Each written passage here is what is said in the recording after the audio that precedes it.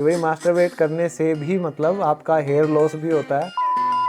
सुन लो भाई सभी के सभी। हाँ, बट पेशेंट मानते भी नहीं। आप पेशेंट कह रहे हो उनको, सुन लो पेशेंट। हम तो बैल का भी दूध निकाल सकते हैं, जिसके बाल नहीं है उसके भी कहीं ना कहीं से निकाल के कहीं ना लगा देंगे। ये लोग कुछ और उसमें ले जाएंगे, बैल का दूध सर ने कैसे निकाल दिया। कि बाल कहीं भी अगर होंगे तो हम निकाल देंगे, अगर हैं तो। पार्लर में जैसे मेरी वाइफ भी जाती है तो वो बाल बिल्कुल वो लेयरिंग वगैरह करा के रिबॉन्डिंग करा के उनको लगता है कि जो बाल कमजोर थे वो हमने छोड़ दिए और अब ये जो बाल हैं ये बेस्ट हैं। तो ऐसा कुछ नहीं है ना। नहीं, ऐसा नहीं। आजकल बहुत तेल आ रहे हैं बालों को ग्रो करने वाले, तो क्या इनसे कुछ रियल में इफेक्ट पड़ता है तेल का? नहीं होता है। नहीं होता? नहीं होता। अच्छा। हाँ जी। ये तो बहुत बोलते हैं कंपनियां एडवर्टीज। तो आप ये कह रहे हैं कि सिर्फ 2% clinic out of 100 clinics in India, सिर्फ वही मतलब वेल क्वालिफाइड हैं हेयर ट्रांसप्लांट करने के लिए? तो जहाँ पे जो जितना ज़्यादा डेस्परेट दिख रहा है ना, आप उतना समझ जाओ कि कुछ ना कुछ गड़बड़ है। अभी पीछे 2 या 3 ना अखबारों में आया था, डेथ भी हुई है हेयर ट्रांसप्लांट से। तो क्या ये इतना खतरनाक है सच में? 22-year-old final year medical student P. Santosh Kumar has following a botched hair transplant at a salon in तो लोग ब्यूटी पार्लर में जाके हेयर ट्रांसप्लांट करा रहे हैं, तो आप सोच सकते हैं कि मतलब क्या चलने लग रहा है मार्केट में, कि मतलब कोई कुछ भी करने लग रहा है और कोई कुछ भी करवाने लग रहा है अपने साथ।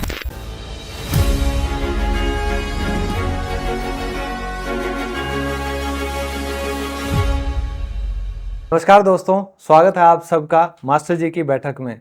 और आज जो हमारे गेस्ट हैं वो आप लोगों की बहुत बड़ी समस्या हल करने वाले हैं, जो कि हर दूसरे इंसान की समस्या है, चाहे वो मेल हैं फीमेल हैं। मैं बात कर रहा हूं आपके बालों की इश्यूज की। तो आज हमारे साथ हैं फेमस डर्मेटोलॉजिस्ट डॉक्टर विनय नांदल। स्वागत है आपका। थैंक यू सर, नमस्कार। तो स्वागत है सर आपका। तो सभी का और मेरा भी एक पर्सनल सवाल कि ये जो बालों की समस्या है इनकी शुरुआत कब होती है? देखिए, बालों की समस्या की शुरुआत मोस्टली लोगों को 18 साल की उम्र के बाद ही होती है। तब तक सारी चीज़ें सही चलती रहती हैं। अब इनमें भी देखें कि क्यों होने लग रही है, तो दो अलग अलग पार्ट्स में हम डिवाइड कर सकते हैं। एक लड़कों की बालों की समस्या, एक फीमेल्स को जो बालों की समस्या होने लग रही है। तो लड़कों को जो बालों की समस्या होती है वो मोस्टली केसेस में जेनेटिक हेयर लॉस होता है, जिसे मेल पैटर्न हेयर लॉस या एंड्रोजेनेटिक एलोपेशिया बोलते हैं, या खानदानी बोलते हैं कि खानदानी बीमारी है। आप दादा के? बाप दादा या मामास की साइड के कोई ना कोई गंजा है, अच्छा, इनमें बॉल्डनेस आ गई, क्योंकि दोनों साइड से चलता है फैमिली ट्री। दोनों तरफ से भी हो सकता है? पिताजी, चाचा, ताऊ, दादा, मामा, नाना, पिताजी के मामा और मामा के मामा, एटलीस्ट ये तो देखे ही जाते हैं। मोस्टली केसेस में इनमें से कोई ना कोई बॉल्ड मिलता है। फिर उनके जीन्स पे डिपेंड करता है कि कितने स्ट्रॉन्ग जीन्स हैं। बहुत ज़्यादा स्ट्रॉन्ग जीन्स हैं तो 18 साल की उम्र में हेयर लॉस उनको शुरू हो जाएगा। आजकल हमने देखा भी है कि 18-18 साल के बच्चों के बाल सफ़ेद हो जाते हैं, बाल उड़ने लगते हैं। तो बड़ी कॉमन सी प्रॉब्लम है। हाँ जी, तो इनके जीन्स पे डिपेंड करता है कि किस उम्र में जाएंगे, कितनी तेज़ी से जाएंगे और किस पैटर्न में जाएंगे। किसी के आगे से जाते हैं, किसी के पीछे से जाते हैं, किसी के पूरे एरिया से जाते हैं। तो ये सारी चीज़ें जीन्स डिसाइड करती हैं, और ये पैदाइश के टाइम ही डिसाइड हो जाता है कि भाई इसके इस पैटर्न में जाएंगे। फिर उसके बाद उनका जैसे ही 18 साल की उम्र आती है तो उनका टेस्टोस्टेरोन लेवल पीक पे जाता है, और फिर वो धीरे धीरे बालों को पतला करना शुरू करता है। जो बाल उनके जाने हैं, उनकी प्रोग्रामिंग ऐसी है कि वो उस हार्मोन से धीरे धीरे पतले होंगे। धीरे धीरे जो एरिया खाली होना है वो उनका खाली होता जाता है। इसी चीज़ में ऐड ऑन होता है स्ट्रेस का। कोई हार्श वाटर है वहाँ पे, पानी अच्छा नहीं है, डाइट प्रॉपर नहीं ले पा रहे, तो उससे क्या होता है कि जो चीज़ 30 साल की उम्र में होनी है वो 25 साल की उम्र में हो जाती है, बट वो होनी ही ज़रूर थी। इसी तरह अगर फीमेल्स को अगर अब हम देखें तो फीमेल्स में मोस्टली डाइटरी डेफिशिएंसी की वजह से होता है। आज के टाइम में खान पान हमारा उतना बढ़िया नहीं रहा जितना पहले था, प्लस स्ट्रेस लेवल थोड़ा ज़्यादा रहता है। यंगस्टर्स हमारे मोबाइल में बिजी रहते हैं, आपस में इंटरेक्ट कम करते हैं, तो वो एक वो स्ट्रेस लेवल उनका रहता है। प्लस आजकल हेयर कलर्स का बहुत ट्रेंड है कि हेयर कलर कराने लग रहे हैं। एक नई चीज़ आजकल आई है, पार्लर्स में लोग बोटॉक्स करा रहे हैं, उसकी वजह से उनका बहुत हेयर लॉस होता है। कोई स्मूथनिंग स्ट्रेटनिंग करा रहा है, उससे फीमेल्स के बालों में काफ़ी फ़र्क पड़ता है। तो मेन एक ये भी है मेरा सवाल आपसे कि आजकल जो यूथ हैं वो कई लोग स्मोक ड्रिंक ये सब चीज़ें करने लग जाते हैं। तो क्या ये भी एक रीज़न है हेयर फॉल का? स्मोकिंग बहुत बड़ा फैक्टर है, बहुत ही बड़ा फैक्टर है, जिसकी वजह से आपके बालों पे बहुत ज़्यादा असर पड़ेगा। अगर आपको जेनेटिक हेयर लॉस नहीं होना तो भी आपके बाल पतले हो जाएंगे स्मोकिंग। अच्छा। और स्मोकिंग की वजह से आपकी स्किन में एजिंग के चेंजेस भी बड़ी जल्दी, झुर्रियाँ बड़ी जल्दी पड़ जाएंगी। तो स्मोकिंग तो बहुत ही बुरी है, मतलब वो तो खतरनाक है। बिल्कुल ही। ड्रिंकिंग? ड्रिंकिंग का बालों पे इतना ज़्यादा असर नहीं पड़ता, कि बालों को उतना ज़्यादा अफेक्ट नहीं करती ड्रिंकिंग। तो स्मोकिंग एक ऐसी चीज़ है जो कि अवॉइड ही हमें करनी है। उससे ट्रांसप्लांट के रिजल्ट्स भी हमारे इफेक्ट होते हैं। अगर कोई ट्रांसप्लांट कराने आता है, अगर वो स्मोकर था, बहुत टाइम से बहुत स्मोक करता है, तो हो सकता है उसके बाल ना उगे, क्योंकि नीचे की स्किन ही इतनी डैमेज हो जाती है। तो स्मोकिंग के बहुत ज़्यादा दुष्परिणाम। बहुत ज़्यादा दुष्प्रभाव है। दूसरा मतलब कई बच्चे ना, यंगस्टर्स खासकर, बियर बियर पीने के चक्कर के साथ साथ वो बालों में भी आजकल लगाना स्टार्ट कर रखा है। ये मिथ है कि भाई बियर। ये मिथ है, इसका कोई ऐसा स्पेशल बेनिफिट नहीं है। अच्छा। हाँ जी, वो तो कंपनीज ने रोज नए प्रोडक्ट लेके आने हैं। यूथ है इतना, यूथ है इंडिया में भर भर के, और सबके बाल जाने ही लग रहे हैं। आप कोई नई उम्मीद की किरण भी उनको दिखा दोगे, वो सब यूज़ करके एक बारी तो यूज़ करेंगे, इतने में प्रोडक्ट चल जाता है। इनका कोई लीवर से भी कनेक्शन होता है? कोई इंटरनल ऐसे ऑर्गन का फेलियर या मतलब कमी होना किसी चीज़ की हमारे शरीर में? इंटरनल चीज़ों का फ़र्क पड़ सकता है। इंटरनल अगर कोई ऑर्गन ठीक से काम नहीं कर रहा, तो उससे हो सकता है अंदर विटामिन डी ना बन रहा हो, या कोई चीज़ एब्जॉर्ब ना होने लग रही हो, कोई स्पेशल मिनरल हमारा मिस होने लग रहा हो, तो उसकी वजह से उसकी कमी हो जाएगी, उसका असर बालों में पड़ जाएगा। क्योंकि जो बाल हैं वो हमारी बॉडी का एक्स्ट्रा ऑर्गन है, हमारे दिनचर्या में उनका कोई फंक्शन नहीं है, हमें सिर्फ दिखावे के लिए चाहिए। तो अगर शरीर में किसी भी चीज़ की अगर कमी होती है, तो बॉडी ज़रूरी चीज़ों की तरफ उस मिनरल को डाइवर्ट कर देगी, और हमारे बालों में कट ऑफ कर देगी, और हमारे बाल गिरने लग जाएंगे। इसलिए एक हेल्दी डाइट बहुत ज़रूरी है। अब मैं बात करना चाहूँगा कि हेयर लॉस तो हो जाता है, लेकिन आज के दिन मार्केट में यंगस्टर्स को ना कई तरीके मिलते हैं हेयर ग्रो करने के, और इनमें सबसे फेमस है एक तो मिनॉक्सिडिल है ना, और दूसरा एक बायोटीन है, और कुछ प्रोडक्ट यानी शैम्पू भी आ रहे हैं कि भाई आपके हेयर फॉल रोकेंगे, आपके बालों को लंबा करेंगे। ऐसा कुछ सच्चाई भी है इनमें? देखिए, थोड़ी थोड़ी सच्चाई तो है, ओके। बट मुद्दा है कि रोकेंगे तो कितने टाइम के लिए रोकेंगे, परमानेंट रोकेंगे या नहीं रोकेंगे, उसमें ये देखना ज़रूरी है कि बाल जा क्यों रहे हैं। तो मिनॉक्सिडिल एक काफ़ी अच्छा मॉलिक्यूल है। उसका काम रहता है कि जो हमारा सर की चमड़ी होती है, उसमें रक्त का प्रवाह बढ़ाता है। ओके। तो रक्त का प्रवाह बढ़ेगा तो नरिशमेंट मिलेगा, बालों को बढ़िया ग्रो करेंगे। बट अगर कोई कारण शरीर में है जो हमारे बालों को अफेक्ट कर रहा है, वो तो हमने दूर नहीं करा, तो जैसे मिनॉक्सिल को बंद करेंगे वो बाल फिर से जाने लग जाएंगे। तो कमी है, वो ढूंढनी बहुत तो ज़रूरी कभी किसी के अगर बाल जाने लगते हैं तो सबसे पहला स्टेप उसको क्या लेना चाहिए? अपना ब्लड टेस्ट करवाए? है। सबसे पहले उसको डॉक्टर को अच्छा, दिखाना है। डर्मेटोलॉजिस्ट। हाँ जी, डर्मेटोलॉजिस्ट को दिखाना चाहिए, खुद डॉक्टर ना बने तो बेहतर है। क्योंकि जाएंगे लैब वाला तो पूरा आपका पैनल कर देगा, उनको तो कुछ नहीं जा रहा। बट उसकी सिग्निफिकेंस क्या है, क्या पता वो करवाने की ज़रूरत है फील ना हो, क्या पता आपकी हिस्ट्री में डॉक्टर कुछ ढूंढ के निकाल दे कि भाई इसकी वजह से बाल जा रहे हैं, आपको टेस्ट की ज़रूरत ही नहीं। जितने में आपके टेस्ट होंगे इतने में तो आपका ट्रीटमेंट ही हो जाएगा। तो यूजली आज के टाइम में सबकी ऐप्स हो गई हैं, तो यूजली सब सोचते हैं अच्छा बाल जा रहे हैं, टेस्ट ही चलो करवाया ये घर बुलाया, ये टेस्ट करा लिए, ये करा लिए।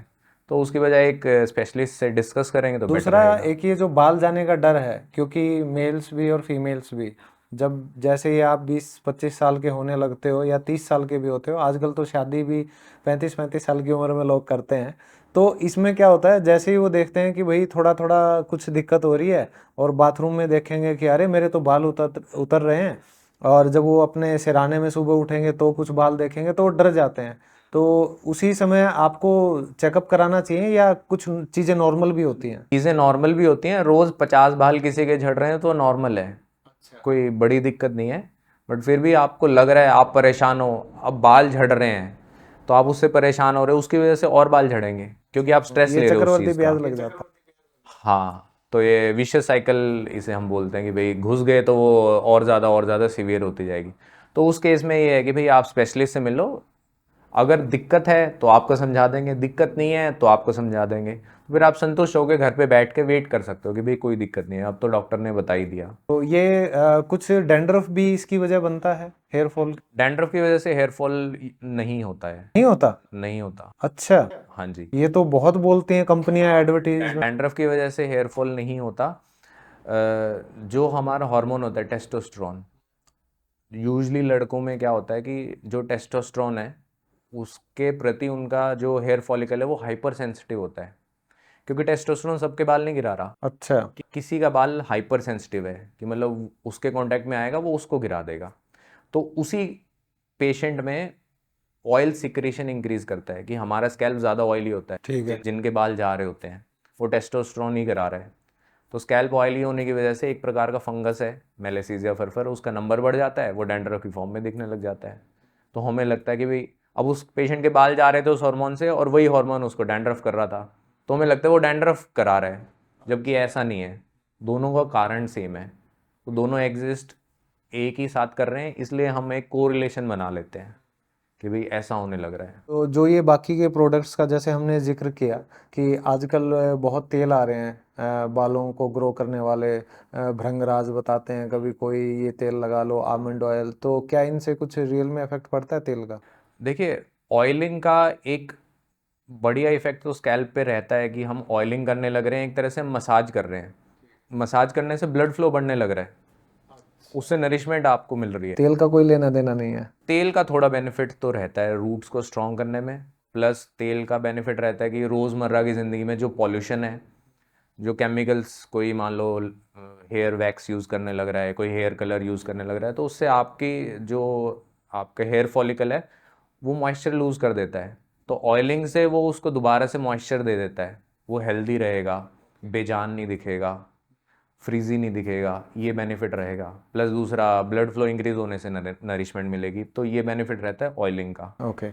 बाकी कुछ आयुर्वेदिक कंपोनेंट्स होते हैं तो बेनिफिशियल तो रहते हैं, बट ये नहीं है कि भाई ये उस चीज़ का इलाज कर देंगे। एक जनरल वेलबींग के लिए ज़रूरी है, आप रूटीन में करिए, बहुत बढ़िया आपको बेनिफिट्स ही मिलेंगे। ये जो एंटी डैंड्रफ शैम्पू आते हैं ये बड़े हार्श होते हैं स्किन के ऊपर, ये मैंने सुना है, मैंने खुद यूज़ किया हुआ है, तो मैं समझ सकता हूँ उसके दुष्प्रभाव। बाल ऐसे बस अकड़ा देता है जिसकी कोई हद नहीं। तो ये क्या स्कैल्प को भी नुकसान पहुंचाते हैं शैम्पू, एंटी डैंड्रफ खासकर? एंटी डैंड्रफ शैम्पू स्कैल्प को नुकसान नहीं पहुंचाते, बट आपके बालों का मॉइस्चर और ज़्यादा अच्छे तरीके से खींच लेते हैं। अच्छा। वो खींचने की वजह से वो और ज़्यादा हार्श हो जाते हैं आपके बाल। तो इसलिए हम यही एडवाइस करते हैं कि जब भी एंटी डैंड्रफ शैम्पू यूज़ करो, उसके इमीडिएटली बाद आप नॉर्मल शैम्पू यूज़ करो और फिर आप कंडीशनर यूज़ कर लीजिए।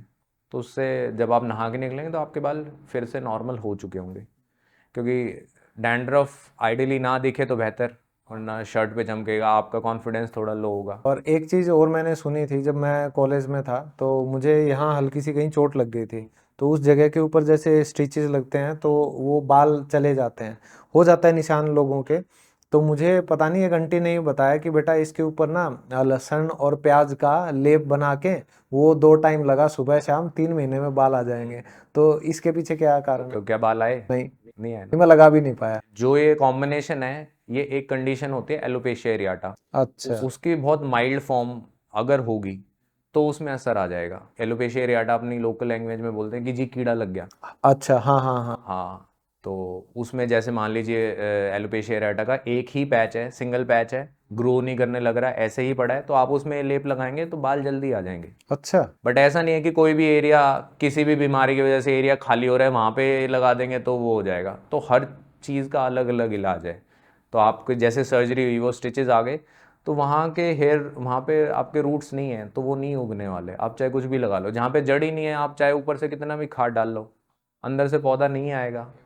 तो वहाँ पे तो सिर्फ हेयर ट्रांसप्लांट से ही हम बाल लगा सकते हैं। लोग करवाते हैं, उसमें नई जड़ें चाहिए वहाँ पे, तो वो हेयर ट्रांसप्लांट से ही आएंगे, और किसी चीज़ से नई जड़ें नहीं आ सकती। आपको लगता है कि जैसे कई कंपनीज जो हैं, ये बड़ी बड़ी कंपनियां आजकल, तो ये जैसे मैंने लहसुन प्याज की बात की, तो इसमें 1% सच्चाई हो, चाहे जैसा आपने कहा, तो इस मेंटालिटी का फ़ायदा उठा के जैसे आजकल कई तेल और शैम्पू आ रहे हैं कि इसमें प्याज है, इसमें लहसुन है, तो आपको लगता है कि वो गलत उसका प्रचार कर रही है कंपनी?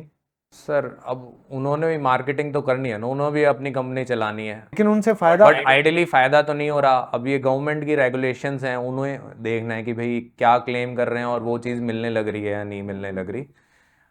पेशेंट को तो उम्मीद दिखाएंगे, अब पब्लिक है, उन्होंने तो सही बात है। करना ही है। वो क्या करें, वो बेचारे तो परेशान हैं। हाँ, उनको तो दिख जाता है, अरे प्याज दिखाई दे रहा है। तो हमारे पास पेशेंट्स आते हैं कि जी ये लगा लिया, वो लगा लिया, सब लगा लिए, तो बाल तो नहीं आए। कई बार गंदे गंदे तेल आते हैं कि सारा दिन मतलब उसमें स्मेल भी बहुत तेज तेज बड़ी आती है गंदी कई स्मेल तेल आती है और होता कुछ है नहीं। हम्म। तो दूसरा मेरा एक सवाल ये भी था, पार्लर में जैसे मेरी वाइफ भी जाती है तो बाल बिल्कुल वो लेयरिंग वगैरह करा के रिबॉन्डिंग करा के उनको लगता है कि जो बाल कमजोर थे वो हमने छोड़ दिए और अब ये जो बाल हैं ये बेस्ट हैं, तो ऐसा कुछ नहीं है ना? नहीं ऐसा नहीं है। सुन लो भाई सभी के सभी, मत करवाओ ये चीजें, पैसे भी लगते हैं हमारे, तकलीफ भी होती है और नुकसान भी करवाते हो। हाँ बट पेशेंट मानते भी नहीं। आप पेशेंट कह रहे हो उनको, सुन लो पेशेंट।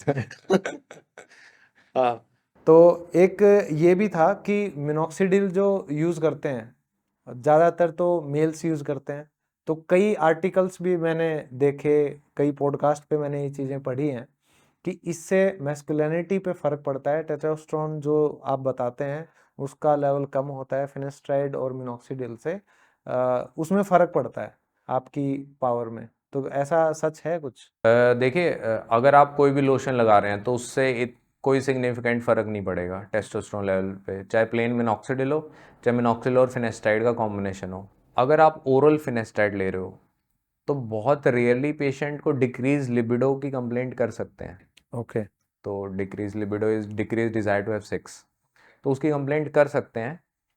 बट हमने पर्सनल एक्सपीरियंस में देखा है काफ़ी हद तक साइकोलॉजिकल है कि उन्हें कोई साइड इफ़ेक्ट बता देना कि भाई इसका ये साइड इफ़ेक्ट है तो उन्हें फील होने लग जाता है। किसी को अगर नहीं बताएं तो वो बढ़िया आराम से लेते रहते हैं। प्लस अगर किसी को ओरल फिनेस्टाइड से ऐसा फील हो रहा है तो ये साइड इफ़ेक्ट टोटली रिवर्सिबल है। अगर किसी को फील होता है तो, अगर आपको फील हो रहा है तो आप बंद कर दीजिए, क्योंकि एंड्रोजेनेटिक एलोपेशिया जो कि जेनेटिक हेयर लॉस है उसमें सबसे बढ़िया दवाई फिनेस्टाइड ओरल प्लस मिनॉक्सिडिल टॉपिकल, ये दो हैं। क्योंकि ये बताया गया है स्टडीज में कि ये होती है सिर्फ 2 से 4%, हाँ जी, उससे भी कम फ्रीक्वेंसी, बहुत ही 100 में रेयर से है। कोई एक हाँ या जी, दो हाँ जी, रेयरली होता है। बहुत रेयर है, बहुत कि रेयर मैं है। दोनों यूज कर रहा हूँ, फिनेस्ट्राइड भी और मिनॉक्सिडिल भी। मैंने कहा यार अब तक तो सब सही चल हाँ रहा तो था, मैंने ऐसा कहा ये ऐसा कह ऐसा रहे कुछ भी नुकसान नहीं होते है। हैं। इसलिए बहुत बारी ट्रांसप्लांट के बाद काफ़ी सेंटर्स प्रिस्क्राइब करते हैं मिनॉक्सिल और फिनेस्टाइड, तो उसकी वजह से पेशेंट को ऐसा फील हो सकता है। तो इसलिए अब कई पेशेंट ऐसे आते हैं वो बोलते हैं कि जी ऐसा सुना है कि ट्रांसप्लांट के बाद नपुंसकता आती है, टेस्टोस्टेरोन लेवल कम हो जाता है, तो फिर काउंसिल करना पड़ता है। ये इसकी वजह से नहीं है, आपको जो भी दवाई किसी ने दी है उसकी वजह से आपको फील हो सकता है। फील हो रहा है, हाँ, ऐसा रियलिटी में है कुछ? रियलिटी में यूजली नहीं होता। इसी से रिलेटेड जो यंगस्टर्स हैं वो आजकल थोड़ा सा सेल्फ लव ज़्यादा करते हैं, मास्टरबेट वाली चीज़ें। तो मैंने ये स्टडीज़ में ही पढ़ा है, अखबार में ही पढ़ा था कहीं पे कि भाई मास्टरबेट करने से भी मतलब आपका हेयर लॉस भी होता है, आप बॉल्ड भी हो जाते हो, गंजे भी हो जाते हो। ये कहाँ रिलेटेड? नहीं, रिलेटेड नहीं है। अच्छा। मास्टरबेशन से टेस्टोस्टेरोन का बहुत ज़्यादा लेना देना नहीं है, उससे घट बढ़ने नहीं वाला, वो टेस्टोस्टेरोन लेवल जो है वो वही रहने वाला है, कोई फर्क नहीं पड़ता? कोई फर्क नहीं पड़ने वाला। ऐसा थोड़ी कि आपको टेस्टोस्टेरोन निकल जाएगा मास्टरबेट करने से। पता तो ये है हाँ ना। वो लगता है बट ऐसा कुछ भी नहीं है, वो आपके स्पर्म्स निकलने लग रहे हैं, वो तो रोज़ हमारे लाखों में बनने लग रहे हैं, वो आपके और बन जाएंगे। तो मास्टरबेशन से कोई हेयर लॉस पे फ़र्क नहीं पड़ता। बॉल्डनेस आजकल इतनी कॉमन हो चुकी है कि अगर आप देखोगे कि 100 में से 50 लड़कों के बाल जाने हैं और वो 100 के 100 अगर मास्टरबेट करते हैं तो उसमें 50 के बाल तो वैसे ही जाने थे। अब जिसके जाने हैं वो उसी का को रिलेशन बनाएंगे, जिसके नहीं गए उसके तो देखेंगे ही नहीं। हाँ लेकिन यार दोस्त कह देते हैं ना, बोला अरे तू गंजा हो रहा है, बोला पक्का ये असली वो तो है। यही रहता है। हाँ तो ये हम कॉलेजेस में थे तो बहुत ये चेयर, इसलिए कोरिलेशन हेयर लॉस का इसी चीज़ से है कि भाई घर से निकले थे, वहाँ का पानी सूट नहीं करा, क्योंकि उस एज में गिरने थे आपके बाल।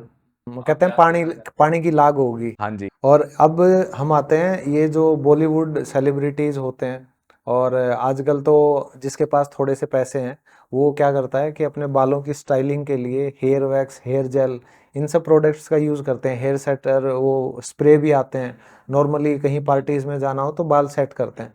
तो इनका नुकसान लॉन्ग रन में होता है या ये कोई दिक्कत नहीं होती? नुकसान आपके बालों के टेक्सचर पे फ़र्क पड़ता है। आपके बाल उतने स्मूथ, उतने सिल्की नहीं रहते, आर्टिफिशियल फीलिंग आएगी। बहुत ज़्यादा फर्क नहीं पड़ता? नहीं, बहुत ज़्यादा फ़र्क नहीं पड़ेगा। रेगुलर वैक्स लगाते रहे बालों में, रेगुलर वो स्प्रे करके हेयर सेट करके जाते रहे तो दिक्कत आती होगी ना? थोड़ा बहुत फ़र्क पड़ता है, बहुत ज़्यादा सिग्निफिकेंट फ़र्क नहीं पड़ता। अच्छा। बहुत हार्श केमिकल्स उसमें हैं तो फ़र्क पड़ सकता है, क्योंकि सिर्फ बालों पे लगा रहे हैं तो कोई दिक्कत नहीं, बट अगर वो आपकी स्कैल्प पे गिर के और स्किन के अंदर अगर पेनिट्रेट करेगी तो वहाँ पे थोड़ा सा साइड इफेक्ट कॉज कर सकती है, तो आपके रूट्स को अफेक्ट कर सकती है। बिल्कुल। अब हम आते हैं स्कैल्प केयर के ऊपर थोड़ा सा। कई लोगों के बाल इतने चले जाते हैं कि वो सोचते हैं कि भाई हेयर ट्रांसप्लांट मेरे लिए है ही नहीं, तो वो चले जाते हैं विग की तरफ।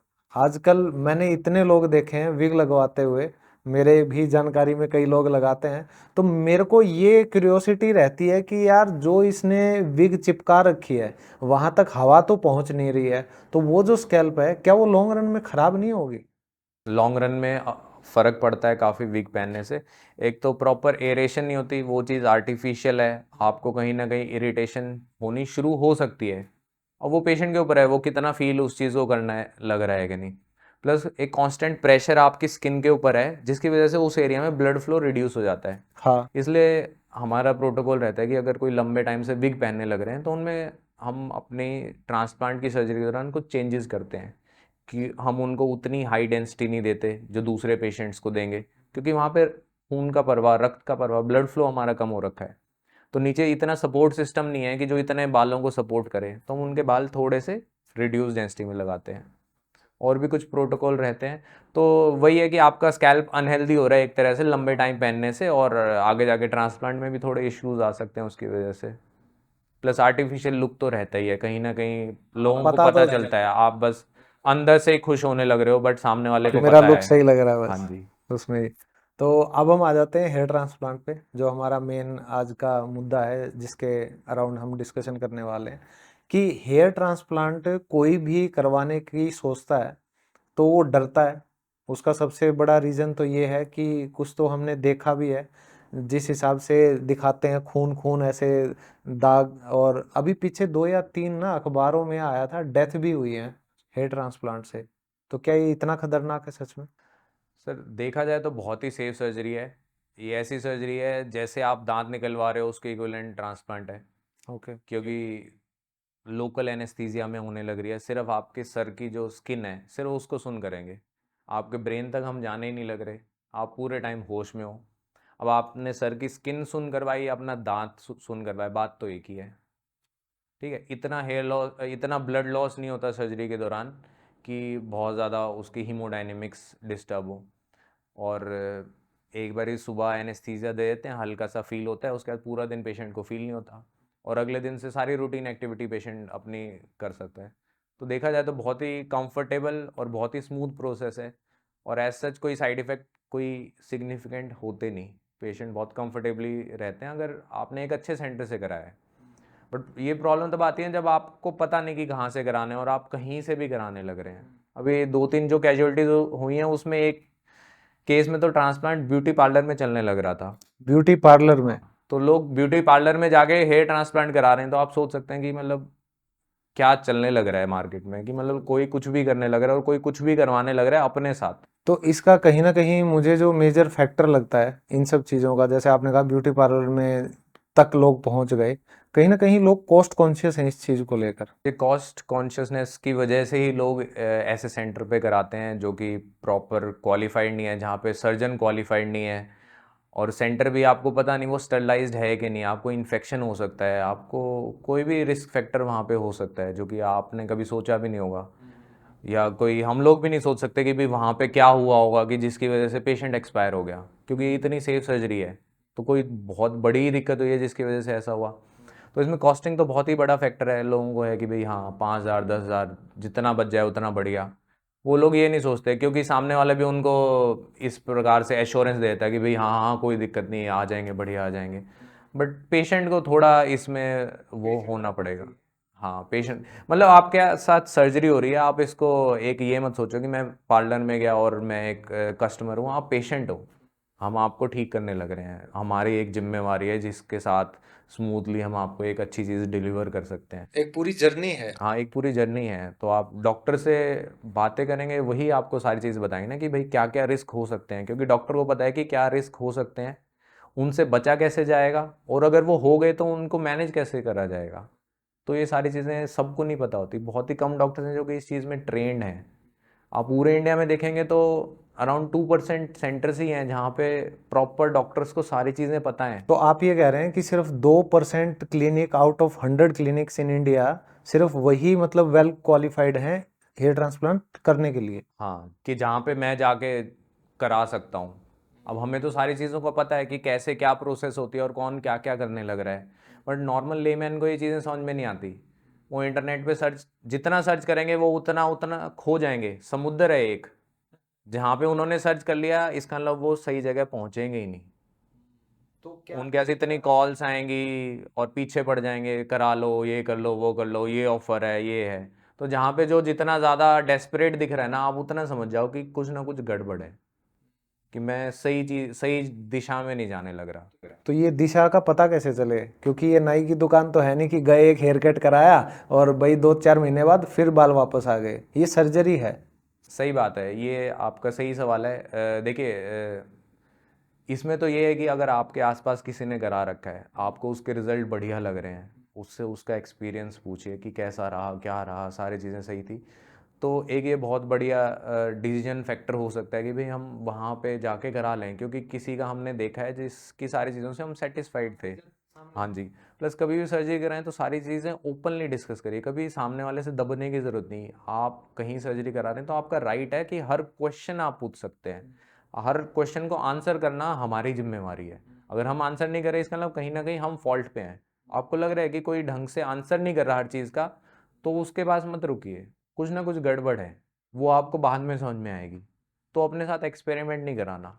इसका एक सबसे बड़ी वजह मुझे पता है, क्योंकि मैं ऑलरेडी थोड़ा घुमा हूँ, मैंने भी हेयर ट्रांसप्लांट करवा रखा है भाई, देख लो रिजल्ट जो भी है, 2 बार करवाना पड़ा।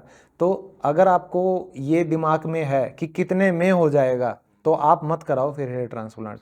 ठीक है, घर पे बैठे रहो, गंजे दिखो, विग पहनो, कुछ करो, वो आपकी कॉल है। लेकिन अगर आपको लगता है कि नहीं मुझे मेरा लुक चाहिए, ठीक है, मुझे मेरे बाल चाहिए, तब अगर आपने पैसे पूछे अगलों से कितने लगेंगे, अरे सर थोड़ा कम कर दो, डिस्काउंट कर दो, फिर आपको सर्विस भी वैसी ही मिलेगी, डिस्काउंट के ही बाल मिलेंगे। ऐसा भी नहीं है कि आप किसी बहुत ही महंगे क्लिनिक पे जा रहे हैं तो वहाँ पे भी आपको बढ़िया ट्रांसप्लांट मिलेगा।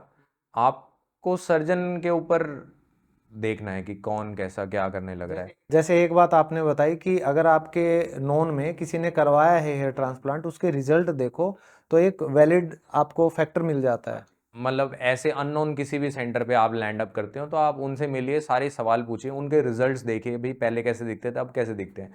उनमें से आपको लग रहा है कि तो 3-4 पेशेंट्स के नंबर उनसे लीजिए कि भाई हम उनसे बात करना चाहेंगे। उनसे अगर 1 या 2 पेशेंट से आप पर्सनली मिलेंगे तो आपको और बेटर पता चल जाएगा। इतना क्योंकि बड़ा फोटो में बहुत सारी चीज़ें इल्यूजन क्रिएट करना बहुत आसान है।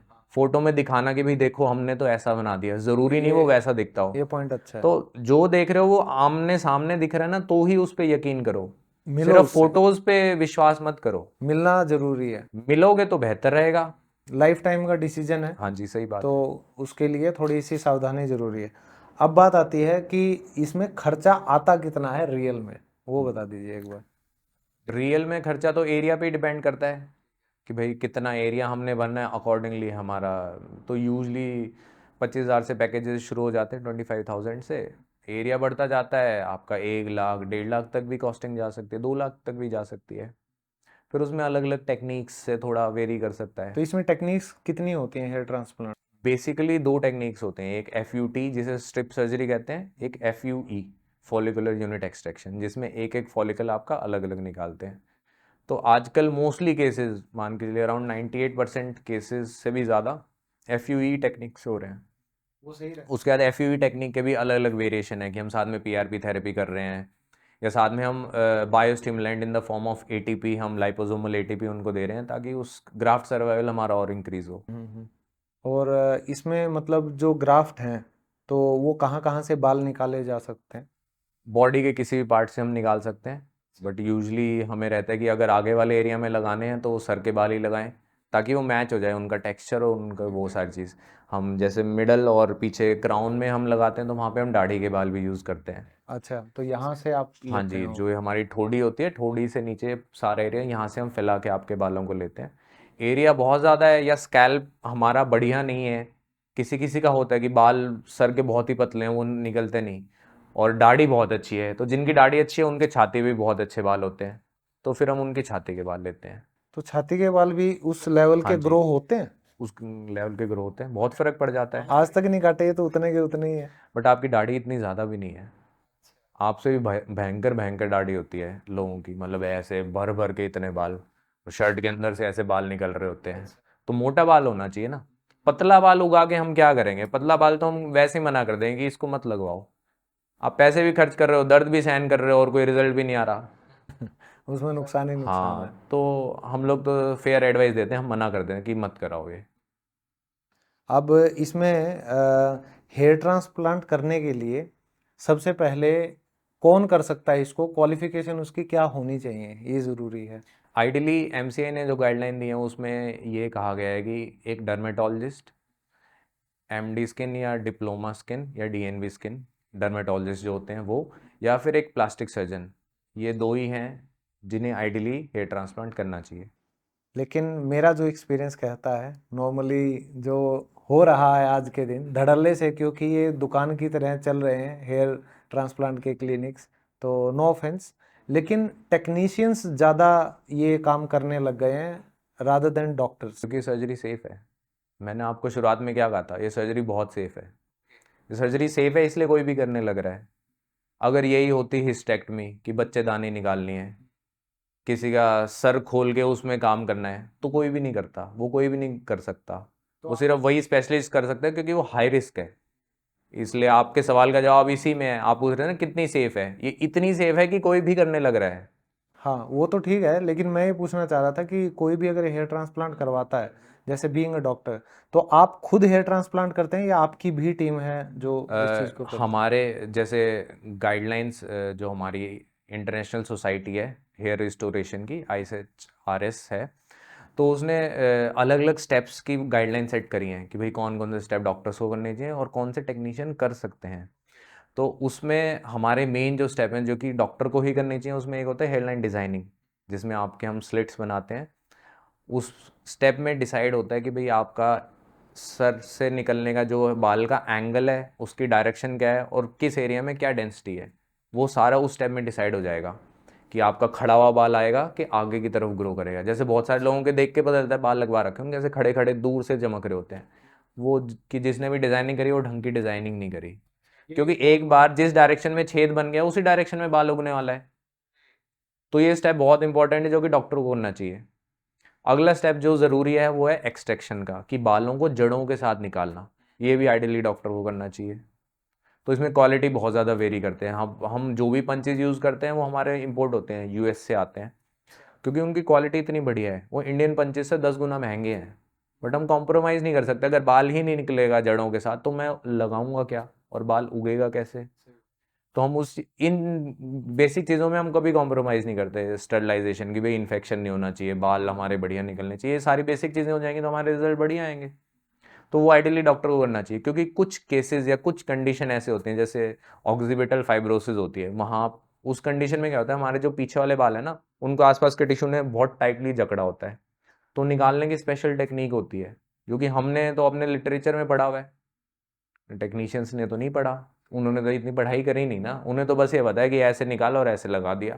उसकी बारीकी को उनको नहीं पता, किस एंगल में, किस डायरेक्शन में, किस तरह से डालना है, किस केस में क्या वेरिएशन हमें करनी है, स्मोकर है तो हमें क्या वेरिएशन करनी है, फीमेल का ट्रांसप्लांट कर रहे हैं तो क्या है, तो और इसी तरह बाल निकालने में है।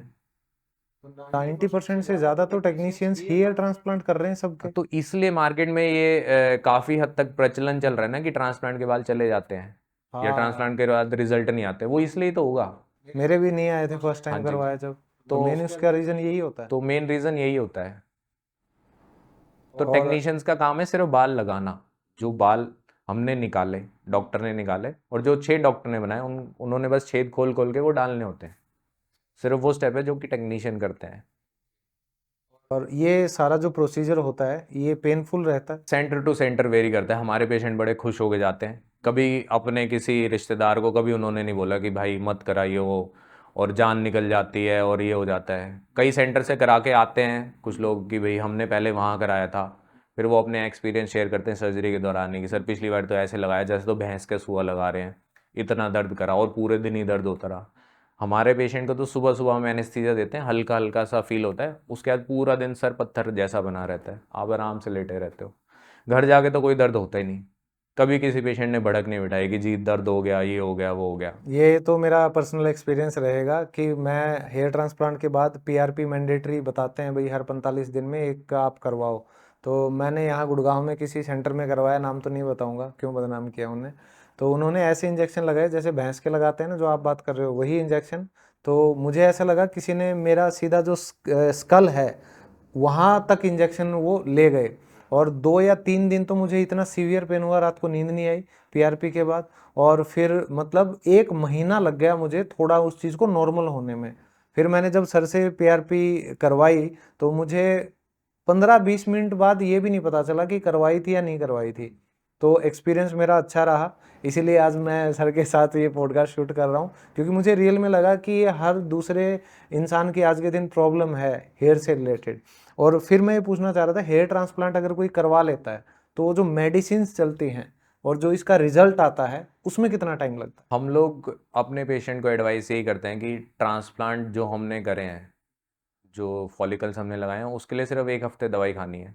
उसके बाद हम लोग एडवाइस नहीं करते। मल्टीविटामिन लेंगे तो बढ़िया रहेगा, मिनॉक्सिल फिनेस्टाइड हम एडवाइस नहीं करते जो हमने बाल लगाए हैं उनके लिए।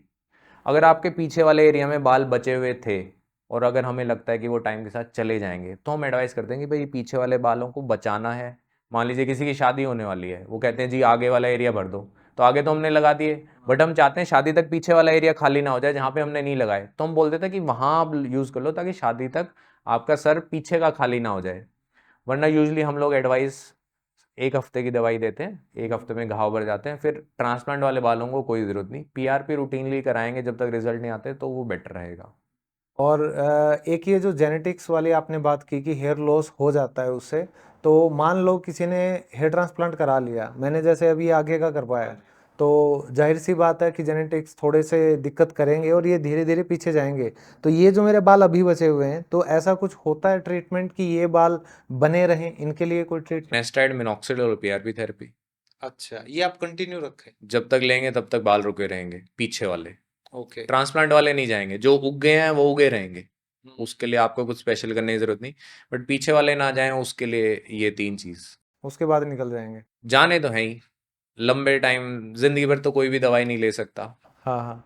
और कुछ ये भी होता है कि जैसे अलग अलग रीजन्स होते हैं, जैसे नॉर्थ इंडिया हो गया, साउथ इंडिया हो गया, तो कोई ऐसा पैटर्न आपने नोटिस किया है कि उस तरफ के लोगों के बाल जल्दी उड़ते हैं नहीं, या ऐसा कुछ तो ऐसा? हमने कोई नोटिस नहीं करा। हाँ, तो सर मेरा नेक्स्ट सवाल ये था, हेयर ट्रांसप्लांट करवाने की क्या कोई एज होती है? क्योंकि कई बार कहा जाता है कि यार अभी बाल उड़ने शुरू हुए हैं, थोड़े से ढंग से उड़ लेने दे, उसके बाद कराइयो, नहीं तो सारी जिंदगी कई बार कराना पड़ेगा।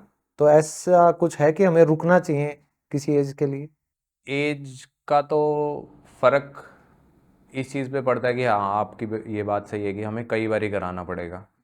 तो जैसे हमने सबसे यंग कोई ट्रांसप्लांट करता, वो 18 साल का लड़का था। सबसे एजेड हमने करा था, वो अराउंड 62 ईयर्स के थे, अंकल जी। तो उनके ट्रांसप्लांट करे, उनका सर से कुछ खास निकला नहीं था, सब दाढ़ी और छाती से हमने सारा कवर करा था, वो तो अलग केस है। बट जैसे वो 18 साल का लड़का आया था, उसने कॉलेज जाना ही शुरू किया था, उसको हेयरलाइन हल्की सी रिसीड हुई थी, वो आया था और घर वाले भी थे, तो मैंने काफ़ी काउंसिल करा कि भाई अभी मत कराओ, क्योंकि अभी अगले इतने एरिया में लगवा लोगे तो 2 साल में उसके जस्ट पीछे आपको कराते ही रहना पड़ेगा, 5-6 बारी ट्रांसप्लांट हो जाएगा।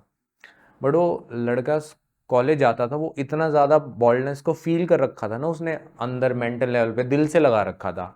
तो ऐसे सिनेरियो में फिर हमें करना पड़ जाता है। बट मैंने पहले बहुत कोशिश करी उसको कन्विंस करने की, बट वो बहुत ही ज़्यादा दुखी था अंदर से, और उसके घर वालों को भी था कि डॉक्टर साहब कर दो, कि ये बहुत परेशान है। तो उस सिनेरियो में हमें करना पड़ा।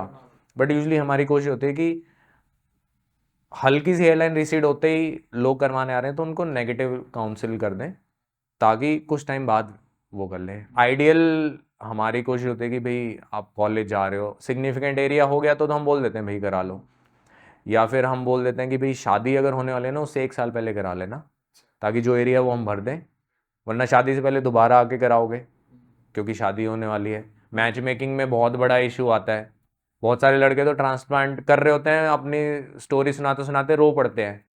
हाँ, कि सर ऐसे हुआ, मतलब वो छोड़ के चली गई, और इस टाइप से काफ़ी उनकी रहते हैं, दुख रहते हैं। गर्लफ्रेंड, हाँ जी, या फिर रिश्ता फाइनल था, बढ़िया नौकरी लगी, सब कुछ है, बस सर पे बाल नहीं है, इसलिए वो अलाइन। तो ये तो हमने मूवीज में भी देखा है और ये सच है कहीं। हाँ, ये कहीं ना कहीं सच है।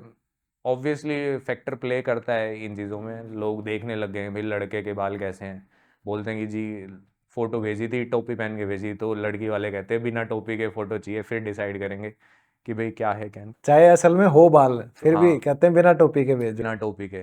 तो एज का तो कोई फैक्टर नहीं है, कभी भी करा सकते हैं। तो यही है कि हम अपनी तरफ से जिम्मेवारी हम अपनी पूरी करते हैं कि भाई उसको जो सही है उसके लिए उसको समझाने की कोशिश करें।